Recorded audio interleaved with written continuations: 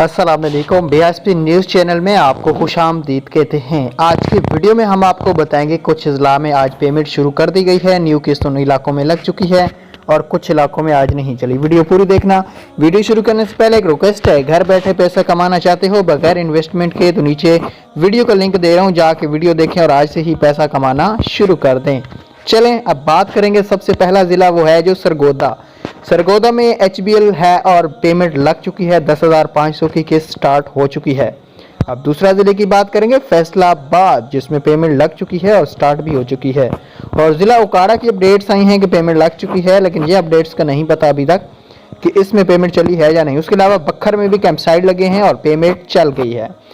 उसके अलावा मैं आपको बताना चाहूँगा कि हमारे पास अभी मज़ीद कोई अपडेट्स नहीं आई कि बाकी किस ज़िला में पेमेंट। राजनपुर की पेमेंट भी लगी हुई है और मुजफ्फरगढ़ की भी अपडेट्स आ रही हैं कि पेमेंट लग चुकी है। ठीक है, तो मज़ीद जैसे ही हमारे पास कोई अच्छी अपडेट्स आएंगी इंशाल्लाह वो भी आपके साथ शेयर की जाएंगी।